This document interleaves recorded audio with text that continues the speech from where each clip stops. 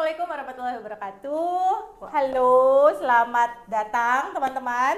Perkenalkan saya Vidya. Saya adalah praktisi pendidikan anak usia dini. Saya juga ibu dari 2 orang anak. Nah, ini dia. Halo semuanya, Assalamualaikum. Waalaikumsalam. Perkenalkan saya Orisa, saya psikolog pendidikan dan ibu dari 3 orang anak. 3 orang anak, yang pertama Usia mau 12, Oke. yang kedua 8 tahun, yang ketiga 4,5 tahun. baik 12, maksudnya, 8 dan 4. 4. Aku 5,5 dan 4 tahun. Mirip lah ya yang ke Tapi aku belum yang belas-belas itu. Ini remaja ya. Harus udah banyak mulai. belajar. Oke, hari ini Mbak, kita ceritanya mau ngobrolin tentang relasi antara orang tua dan sekolah. Sekolah. Gitu. Seru ya? Seru, karena semuanya bisa beda-beda banget ya. Oh gitu ya? Bisa Bisa beda-beda. beda. Karena tergantung kebijakan sekolah dan tergantung juga dengan visi misi keluarga. Iya. Gitu. Oke. Jadi hari ini kita akan ngobrolin relasi yang sehat antara orang tua dan sekolah gitu ya. Karena kan biar bagaimana sebenarnya harusnya relasinya terbangun sehat ya, Mbak. Betul. Komunikasinya jalani oke, semuanya sejalan. Idealnya begitu. Idealnya begitu. Namun begitu. Yang kita bicarakan yang beda-beda. kalau ideal Ya kan? sih ya udah Ya enak udah, aja, betul. ya kan? Oke, sekarang kita akan ngobrolin soal itu. Nah, ada beberapa pertanyaan yang akan dilontarkan kepada kita, kepada kami berdua. Kami berdua akan berusaha menjawabnya dari sisi dua nih ya. Berarti topik kita ganti-ganti nih sebenarnya ya, antara sebagai profesional dan juga sebagai ibu juga. Iya. Gitu. Oke.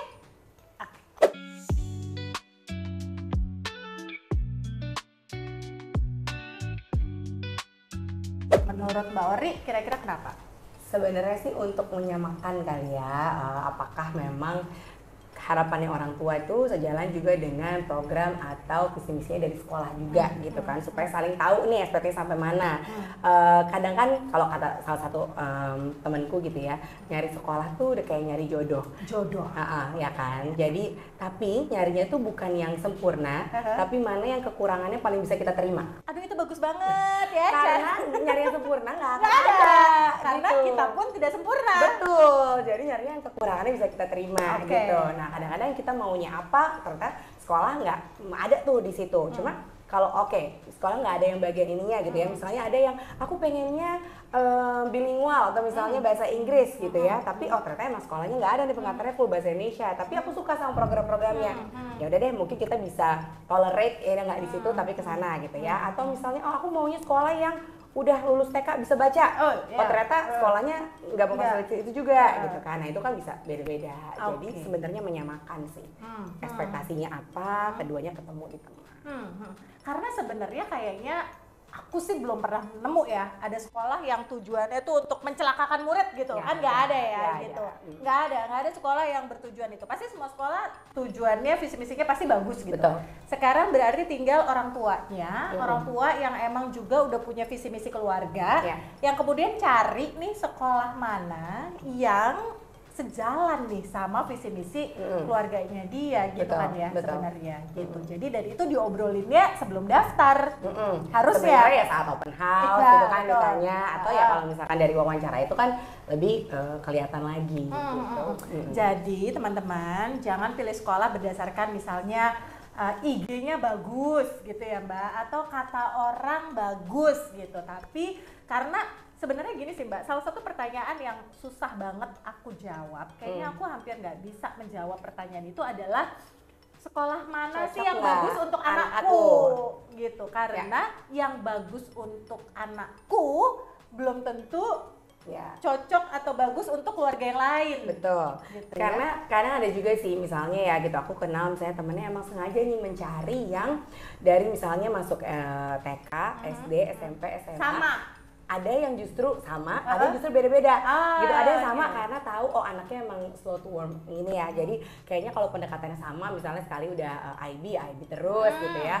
Tapi ada yang justru ganti-ganti. Montessori, terus ganti IB, terus ganti Cambridge, habis itu negeri gitu kan misalnya. Supaya tahan tempaan justru. Jadi emang adaptasinya kenceng. Ya, bisa jadi karena tadi kan tujuan tiap keluarganya bisa Beda-beda. beda-beda. Ada yang mungkin nyarinya berbasis agama, Iya, ada iya. yang enggak Iya, gitu iya, kan. iya. Balik lagi bisa berbeda antar keluarga. keluarga. Dan juga bahkan berbeda antara satu anak dengan anak yang lain. Even Iya. itu di keluarga yang sama Betul. gitu ya kan. Gitu. Jadi teman-teman jangan mencari sekolah berdasarkan tadi gitu ya, cuma Ya. katanya-katanya. Makanya sebenarnya coba kelas terus wawancara itu juga penting banget sih untuk kita nyamain visi misi gitu ya. Ya. Mudah-mudahan menjawab ya.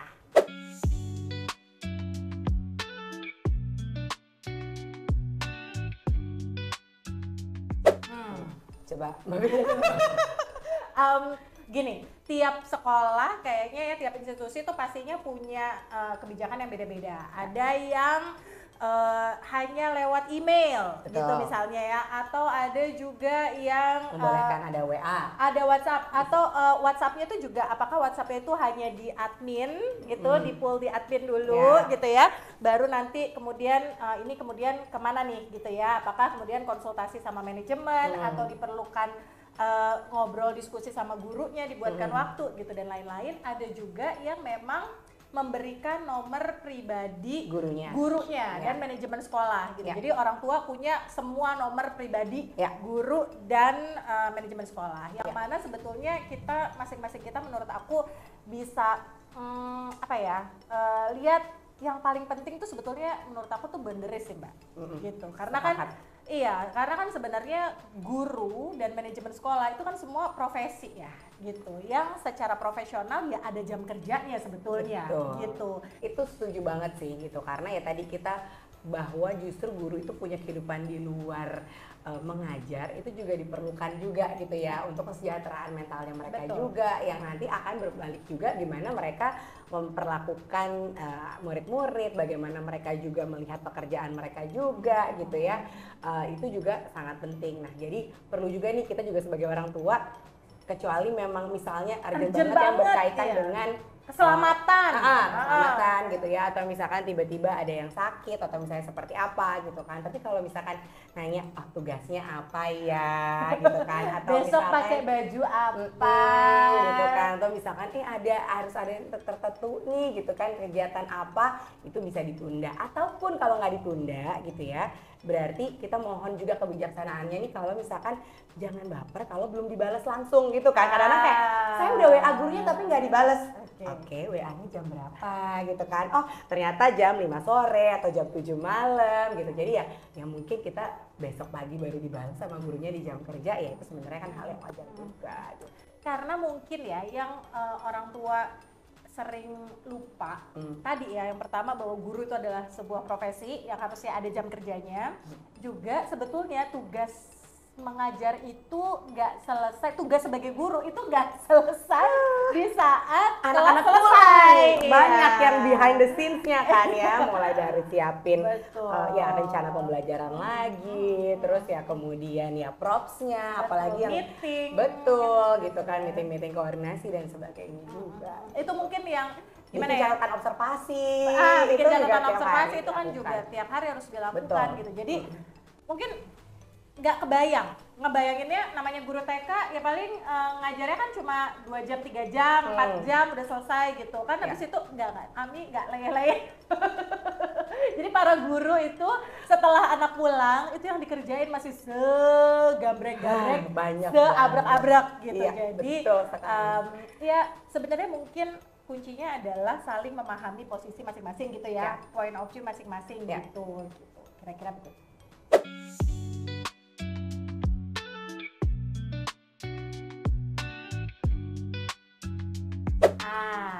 Karena ini karena sering kayak gitu ya, anaknya udah selesai, Udah main bareng. udah main bareng, orang tuanya masih kesel-keselan. Aku kata mama aku nggak boleh main sama kamu. Oh iya, tapi kita main nggak? Tapi aku nggak boleh kata kita ya. Kan. Gitu. Atau mungkin gini, kita bahas dulu mungkin ya, bedanya bullying dan konflik. Yang mana kalau konflik sebetulnya dibutuhkan. Betul. Itu yang Mereka akan belajar Iya. kemampuan sosial yang emang harus tanda kutip terjun langsung merasakan konflik supaya mereka bisa belajar ngelolanya gimana. Betul banget. Hmm. Nah, Apa tuh Mbak? Bedanya bullying dan konflik? Nah, sebenarnya bullying itu kan ada ketidaksetaraan ya, Betul. powernya gitu. Jadi satu ada tuh yang ada lebih relasi kuasa gitu, yang satu memang biasanya udah yang lebih dominan gitu kan, yang memang yang satu ini nggak punya daya gitu untuk misalkan membalas, dan terjadi biasanya juga terus menerus gitu ya, dengan bentuknya emang macam-macam sih sekarang, bukan hanya physical bullying aja gitu ya, tapi verbal bullying gitu kan, cyberbullying juga gitu. Nah tapi kalau misalkan konflik nih, dua-duanya rebutan mainan gitu ya, mau main, abis itu masih ada enggak mau yang ini gitu kan, dua-duanya saling belum bisa kontrol emosi gitu, jadinya bisa getting physical gitu. Nah itu sebenarnya kita belum bisa bilang itu bullying gitu. Dan biasanya bedanya juga adalah kalau bullying itu terus terjadi walaupun ada satu pihak yang udah bilang stop, atau satu pihak udah kayak udah lemah gitu ya, tapi satu pihak yang lain ya dia terus melakukan itu karena memang itu yang justru dia mendapatkan reinforcement dari betul. ketidakberdayaannya itu. Betul. Sementara kalau konflik biasanya dua-duanya kaget.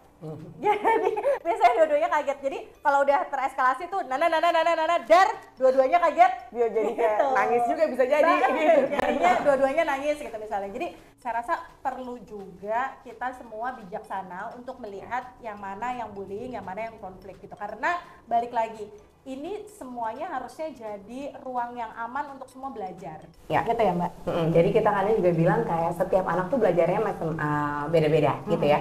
Ada yang mungkin belajarnya itu ya tadi belajar masih baca tulis, ada yang belajarnya lebih harus dia bergerak motoriknya, ada yang belajar gimana supaya dia lebih nggak jijian gitu ya. Tapi ada juga banyak gitu ya, juga yang perlu belajarnya itu tadi kontrol diri, belajar kemudian boundaries ketika temennya di awalnya bercanda-bercanda nih gitu, tapi begitu satu udah mukanya berubah atau jadinya itu sebenarnya tanda oh kita harus ngebaca, oh, dia udah nggak suka, udah nggak nyaman, kita harus stop gitu ya. Belajar gimana sih supaya kalaupun lagi nggak suka nggak pakai pukul tapi ngomong enggak, itu kan semua lagi belajar gitu. Nah terkadang yang kita juga suka lupa, orang tua terutama, kita kadang-kadang tuh memposisikan diri kalau misalkan anak aku yang diapa-apain nih, jadi anak yang melakukan itu diapain sih, dikasih hukuman apa gitu ya. Kadang kayak gitu juga tuh langsung nanyanya ke sekolah, kayak dikasih hukuman apa, diapain gitu kan. Sebenarnya ya sekolah bukan posisinya bukan juga untuk hanya menghukum, tapi mendidik itu kan justru gitu ya, ngajarin oh apa sih supaya ini nggak terjadi lagi, refleksi itu kenapa ya tadi bisa sampai seperti itu gitu. Kita juga perlu berempati. Coba deh bayangin kalau kita yang kemudian anak kita juga punya potensi, anak kita yang melakukan sesuatu, bukan hanya yang dapat nggak enaknya. Nah ketika anak kita yang dapat sesuatu itu gitu yang ngelakuin, kita juga pengen anaknya diapain sama sekolah gitu kan, pengen juga dikasih hukuman kah atau dikasih kesempatan atau diajak refleksi atau seperti apa gitu.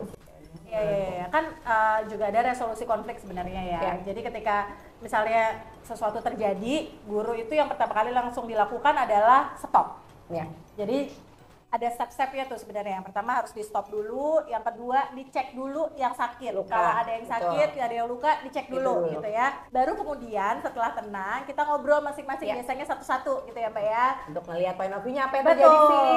Dari sini gimana, dari sini gimana gitu ya. Terus baru kita biasanya kita ulang. Oke, Ibu dengar tadi yang kamu merasa begini gitu ya. Oke, kira-kira betul gitu, jadi supaya kita nggak salah tangkap nih gitu ya. Jadi dari dua sisi udah didengerin, terus kita summarize gitu ya, kita bikin summary-nya, bener nggak kayak gitu, iya gitu misalnya. Nah oke, kalau gitu gimana ya menurut kamu sebaiknya gitu. Kalau dia belum punya ide, kita boleh tuh biasanya kasih ide jawaban gitu pemantik ya. lah ya. Iya, mau begini atau begini kira-kira gimana ya gitu. Jadi nantinya kalau itu terjadi lagi, jadi fokusnya di next time kalau itu terjadi lagi, kira-kira kayak gimana ya. Dan itu sebenarnya enak banget ya kalau diterusin kayak gitu. Dan terbiasa sebenarnya itu adalah resolusi konflik. Betul. Itu melakukan sesuatu. Yang kadang-kadang diajak ngomong itu dianggap tidak melakukan sesuatu. Gitu susahnya. Atau gini, biasanya orang tuh shortcutnya mau langsung minta maaf.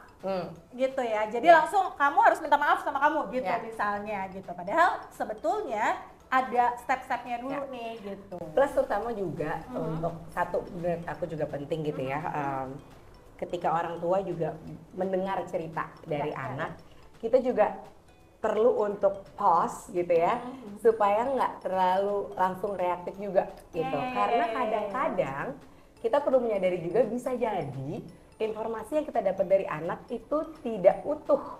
Betul. Entah karena memang ada yang anaknya sembunyikan supaya dia nggak kena masalah, gitu kan ya. Yang mana itu termasuk dari fase perkembangannya dia. Betul, gitu kan.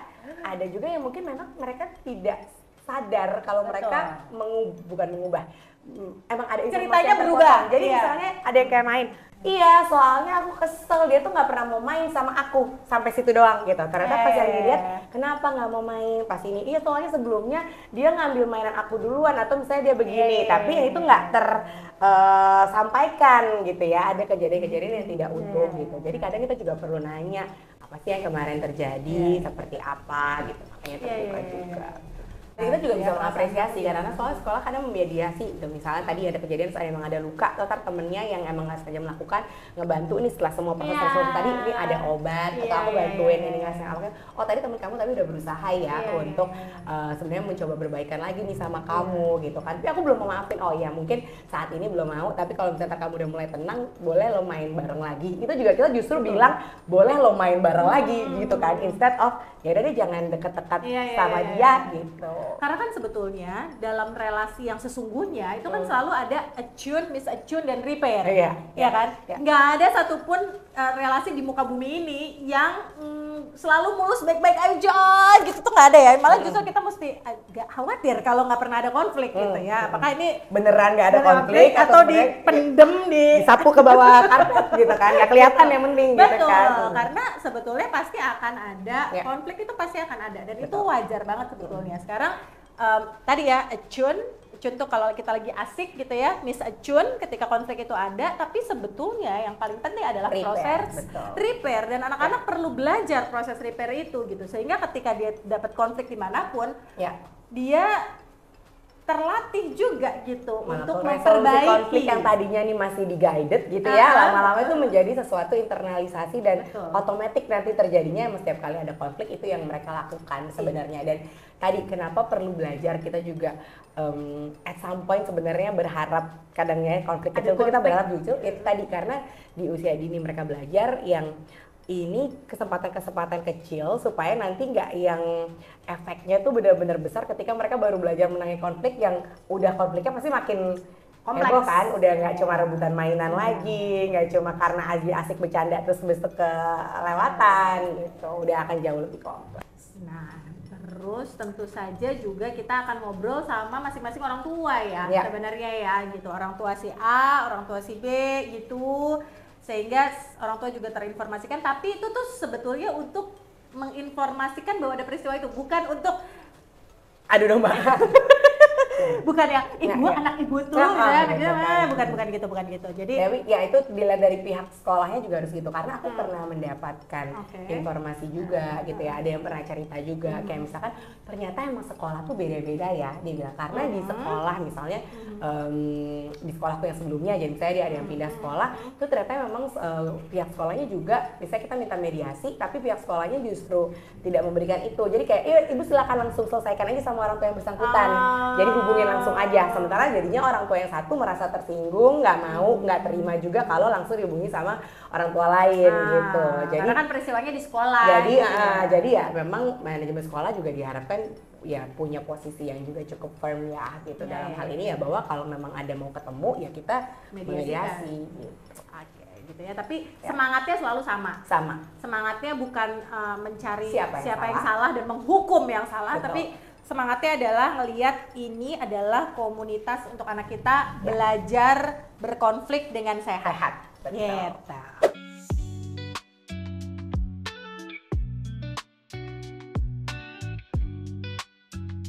Sebenarnya komplain itu kan mungkin erat juga kaitannya dengan ketidakpuasan.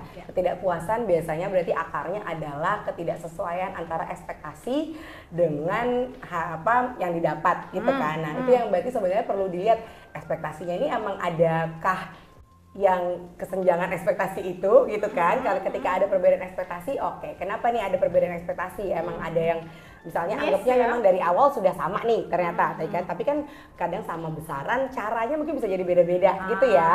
Nah itu yang kadang juga perlu kita sama-sama terbuka. Oh oke, sebenarnya apa sih yang dikomplainin nih sebenarnya, apakah caranya itu tadi bilang misalnya komplain, oh kenapa sih komplain cara handle konflik anak aku kemarin begini gitu kan, karena mungkin ada perbedaan tujuan ketika ada terjadi konflik itu seperti apa, bukan kita menghukum tapi tujuannya mengajarkan resolusi konflik gitu kan, atau tujuan yang dianggap sebagai konflik sama apa yang dianggap sebagai bullying bisa jadi ada perbedaan. Nah, sehingga itu yang kadang-kadang kita makanya perlu terbuka untuk udah duduk bareng untuk menyamakan itu gitu. Nah, atau memang lebih ke tadi sebenarnya mungkin bukan komplain tapi lebih ke kayak lebih bagus deh ya kalau misalkan ntar begini kayaknya sekolah bisa deh lebih supaya anak-anak bisa belajar lebih, ini kita bikin program ini kan sebenarnya juga bukan necessarily mungkin komplain karena sekarang nggak ada, tapi yang sudah bagus supaya jadi lebih bagus lagi gitu sebenarnya.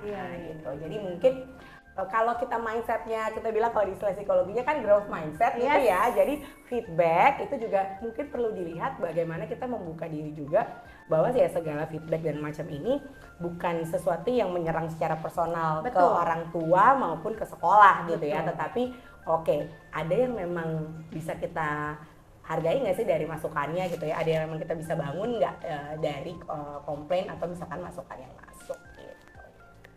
Tapi aku tuh dari tadi jadi mikir juga nih Mbak, kadang-kadang gini, ada juga orang tua yang merasa dikomplain juga sama sekolah, gitu. Jadi misalnya gini, iya nggak? Iya.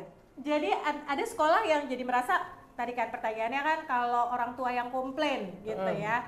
Terus sebetulnya ada juga orang tua yang merasa orang tua, nih aku sebagai orang tua juga dikomplain gitu ya kan. Jadi kayak misalnya gini, jadi kalau sebaiknya terjadi itu kan sebetulnya kapanpun setiap pihak itu kapanpun bisa saling mengundang. Betul. Saling untuk kita tuh bisa duduk bareng. Dan itu kan nggak harus nunggu rapotan gitu misalnya. Bisa kapan aja. Misalnya kalau dari sekolah, ketika sekolah ngelihat ada sesuatu terjadi sama anaknya misalnya. Yuk kita undang orang tua nih, yuk kita duduk bersama untuk kita ngobrol. Atau dari orang tua juga nih, ada sesuatu nih tentang anakku, bisa nggak kita duduk bareng untuk ngobrolin ini gitu. Nah, aku melihat pada beberapa kasus, orang tua itu mungkin kayaknya dari zaman kita dulu ya Mbak, dipanggil sekolah tuh kayak sesuatu yang memalukan, menakutkan ini juga. menakutkan. Ya, mungkin menjadi kayak tadi dianggap kok tidak mampu menjadi orang tua yang baik karena anaknya kenapa-napa gitu. Padahal sebetulnya yang bisa kita lakukan juga adalah melihat ini sebagai peluang untuk berdiskusi bersama. Ini ada masalah yang kita perlu diskusikan. Dari point of view Bapak Ibu bagaimana, dari point of view sekolah bagaimana, apa yang bisa kita lakukan di sekolah, apa yang bisa dilakukan di rumah, apa yang bisa dilakukan. Sih sebenarnya. Karena tadi bisa jadi anak tuh bisa jadi di sekolah seperti ini, di rumah juga kejadian nggak sih gitu ya. Ada misalkan di sekolahnya justru yang lagi dia kenapa sih kok di sekolah lagi sering konflik sama temennya gitu ya, apa ya, nggak kenapa-napa, di rumah ada apa, lagi ada perubahan atau enggak, atau sebaliknya gitu kan. Di rumah juga orang tua bisa seperti itu gitu kan, kayak misalnya di rumah yang diamati nih perilakunya dia lagi tiba-tiba nggak berani tidur sendiri lagi, tiba-tiba lagi ini lagi ngompol lagi ya, di sekolah juga ada perubahan nggak kan, justru sebenarnya untuk cari tahu nih sama atau justru beda. Nah dua-duanya bukan ada yang saling salah juga. Kalau sama berarti ada apanya cukup jadi lebih mudah untuk ketahuan gitu ya, ternyata align. Tapi kalaupun beda jadinya berpikir lagi kan, apa yang buat beda gitu kan, situasi apa nih berarti di sekolah sama di rumah yang membuat ini berbeda. Betul. Jadi kayaknya mindset. Iya benar-benar. Iya mindset bahwa ya itu sih sebetulnya kita tuh satu tim. Betul. Kita satu tim gitu. Bukan orang tua versus sekolah gitu ya, gitu kan. Tapi ya versus masalahnya gitu. Iya, karena aku tuh ngerasa kayak ada bukan versus anak juga ya. Bukan versus masalahnya. Versus masalahnya. Terus kadang-kadang tuh kayak apa ya Mbak? Ada banyak hal yang kita perlu maknai lagi gitu. Kayak misalnya ya hal-hal kayak orang tua ngerasa ini agak-agak meluas dari pertanyaan gitu ya, tapi kayak orang tua merasa bahwa kan aku udah bayar, kayak pembeli adalah raja gitu ya, itu kan juga kemudian membuat relasi antara orang tua dan sekolah juga jadi nggak sehat, jadi nggak setara gitu. Padahal kan sebetulnya harusnya setara ya, harusnya mitra. Namanya mitra itu harusnya setara, sama-sama punya apa ya, masing-masing tuh punya skupnya masing-masing gitu kan gitu. Terus mindset tentang tadi ya, dipanggil sekolah, mendapat kritikan, mendapat masukan, kayak gitu-gitu sih. Sebetulnya kita perlu melihat ini sebagai sesuatu yang seharusnya sehat gitu. Ya, dan kalau misalkan kita juga jadinya mudah untuk reaktif ketika kita juga misalkan dipanggil gitu atau misalnya seperti apa, atau juga kita sebagai misalnya yang mengelola sekolah juga mendapat komplain juga seperti itu, kita juga refleks lagi, jangan-jangan memang kitanya juga pola kita ini ya dari yang sebelum-sebelumnya juga gitu ya, kita mungkin jangan-jangan dulu juga kita tidak mendapatkan kesempatan untuk resolusi konflik dari usia-usia kecil itu gitu. Jadi ketika sudah sampai di usia dewasa, seharusnya nih yang orang dewasa, baik pendidik, baik guru maupun orang tua sebagai yang mengajarkan resolusi konflik ke anak-anaknya, jadinya kita yang belum bisa melakukan itu. Gitu. Mudah-mudahan menjawab ya.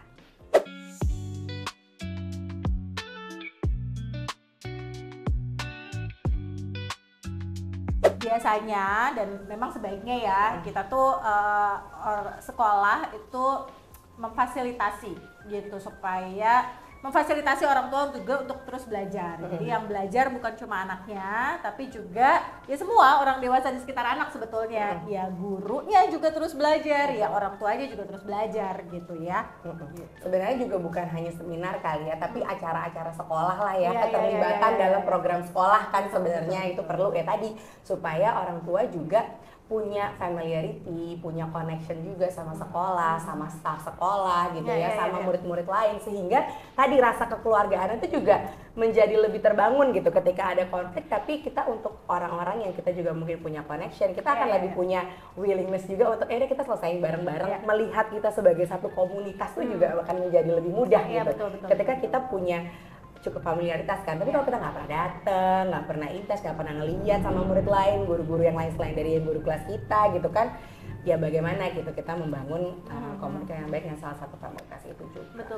Dan itu sih Mbak, mindset, lagi-lagi mindset gitu tentang pokoknya aku tuh udah bayar kayak ke laundry gitu kan, aku bawa baju kotor, tak taruh di laundry, aku bayar, nanti kalau udah bersih aku ambil, kalau bersih aku kasih tip, kalau nggak bersih aku komplain gitu kan. Jadi kan nggak gitu ya gitu. Jadi balik lagi, kita adalah mitra setara, punya skupnya masing-masing, tapi juga kita bekerja bersama gitu demi anak.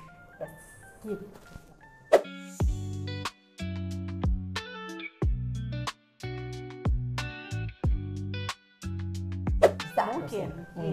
Mungkin karena kan balik lagi ya, ini adalah mitra yang setara. Seharusnya kalau mitra setara, tujuannya harusnya sama, dan cara-cara yang dipakai juga harusnya cara-cara yang sama untuk mencapai tujuan itu. Nah tapi ketika udah nggak sama, menurut saya malah kasihan anaknya. Ketika itu terus dilanjutkan gitu ya, sementara relasinya udah nggak sehat gitu, malah jadi kasihan anaknya. Karena kan jadinya beda terus, jadinya berkonflik terus gitu. Resolusi konflik juga udah dilakukan tapi nggak bisa gitu. Misalnya mungkin cara yang terbaik adalah mungkin memang ya tadi ya, ada sekolah lain mungkin yang lebih tepat, yang lebih pas untuk mengakomodir kebutuhan orang tua. Saya masih setuju sih gitu, maksudnya juga ada, aku tahu juga maksudnya pernah ada gitu ya sekolah yang memang arti kita melihat nih misalnya anaknya emang ada isu perilaku, kita juga udah misalnya pihak sekolahnya juga udah mencoba untuk memanggil orang tuanya, terus kita merujuk apa yang harus dilakukan dan sebagaimana sih orang tuanya melakukan itu atau tidak. Karena sebagai kita dilihat tadi ya, sekolah misalnya udah akan membantu dalam hal A, B, C gitu. Nah harapannya orang tua bisa membantu di bagian misalnya ini gitu ya, karena kan akan saling. Nah, jika misalkan ada yang tidak match atau tidak dilakukan dan akhirnya misalnya perilaku anaknya tidak berubah tapi mempengaruhi bagaimana proses pembelajaran di kelas atau misalkan bagaimana relasi dengan murid-murid di sekolah gitu kan. Sebenarnya sekolah punya hak juga sih untuk kemudian memanggil orang tuanya dan mengatakan oh nih kita udah nggak works lagi nih misalnya gitu kan, apa yang perlu dilakukan dan misalnya akhirnya mengeluarkan murid. Karena bisa kan jadi juga, sih ada kejadian. Iya, karena kan juga sebetulnya terutama kalau kita ngomongin misalnya anak usia dini gitu ya, itu kan kita ngomonginnya lagi kejar-kejaran sama waktu, gitu ya. Jadi kadang-kadang ketika misalnya nih dari guru udah melihat sesuatu, manajemen juga udah lihat sesuatu, mungkin pihak-pihak yang terkait gitu ya, misalnya psikolog dan lain-lain juga udah melihat sesuatu yang sebetulnya anak ini seharusnya bisa mendapatkan penanganan yang lebih tepat gitu misalnya. Tapi dari orang tua nggak melakukan itu dengan berbagai macam alasan gitu ya, atau juga ya tadi ya balik lagi resource kita di sekolah juga mungkin nggak cukup untuk menangani kondisi anak tersebut gitu misalnya. Jadi ada banyak hal sih sebetulnya yang memungkinkan akhirnya orang tua dan sekolah jadi nggak bisa bekerja sama lagi. Tapi itu sudut pandang yang tadi juga aku mau tambahkan, artinya ketika memang tadi harus part ways gitu ya, bisa jadi bukan berarti selalu pihak orang tua yang seolah disalahkan karena tidak mau bekerja sama gitu. Betul. Bisa jadi keputusannya karena memang pihak sekolah pun merasa oh tadi resource atau misalnya kami tidak bisa memfasilitasi nih kebutuhan anak ini seperti apa, yang kalau misalnya kami juga jadinya misalnya menerima, tapi itu juga kan tanggung jawab pihak sekolah ya. Tapi kalau misalkan nggak bisa memberikan layanan yang dibutuhkan tuh juga itu tanggung jawab yang akan kebawa terus gitu kan. Jadi kita mending mungkin emang bicara juga oh tidak bisa nih memfasilitasi untuk yang seperti ini,